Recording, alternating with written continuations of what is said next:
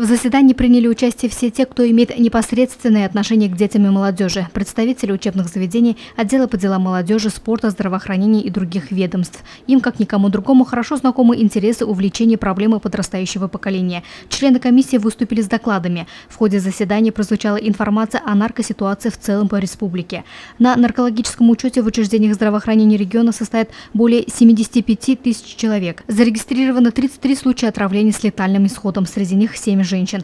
Постоянно проводятся медицинские освидетельствования работников автотранспортных предприятий, юношей призывного возраста. В 2014 году 10 молодых людей признаны непригодными к военной службе из-за употребления наркотических веществ. Как показывает статистика, цифры далеко не простые. Без жесткого контроля соответствующих ведомств не обойтись. По словам специалистов службы по контролю за оборотом наркотиков, ситуация в Сибае оценивается как тяжелая. На обслуживаемой зоне в 2014 году выявлено 54 преступления АППГ, то есть аналогичный период прошлого года 26, в том числе тяжких и особо тяжких 44 преступления, АППГ 17, преступления связаны со сбытом наркотических средств 29, АППГ 15, по организации содержания притонов 1, АППГ 2, произведено 4 значительных изъятия, АППГ 1.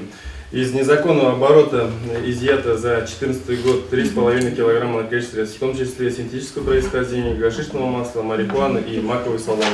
В связи с затруднительным финансовым положением с 16 апреля в республике приостановлена деятельность 4 отделов управления Федеральной службы по контролю за оборотом наркотиков. Сокращение коснулось и Сибайского отдела, что может усугубить сложившуюся непростую ситуацию в городе.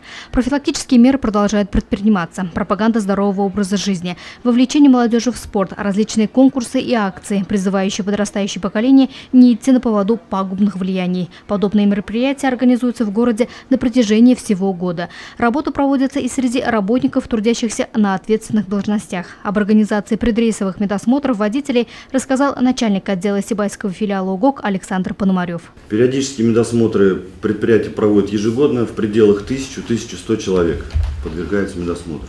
На основании порядка, утвержденного приказом Минздравсоцразвития номер 302Н. Согласно приложению к этому приказу, лица, проходящие медосмотр, связанные на работах с обращением взрывчатых материалов, обязаны проходить тесты на наркотики. В этом году данный медосмотр стартовал у нас буквально вчера, и 30 человек, связанные вот с этими работами, будут подвержены дополнительным тестам на наркотики. Распространение среди населения дизайнерских или по-другому синтетических наркотических веществ, существование в городе наркопритонов, факты, избежать которых не удается, несмотря на все проводимые профилактические меры. В это дело должны подключиться все, начиная от самих родителей до каждого жителя Сибая. Здесь стоит отметить, что только за прошлый год 29 неравнодушных жителей совершили анонимные звонки, что, несомненно, оценивается как внесенный вклад в деле по борьбе с общей бедой современного общества. Луиза Мустафина, Радмир Сингулов, Любовь Карпова, телекомпания СТВ.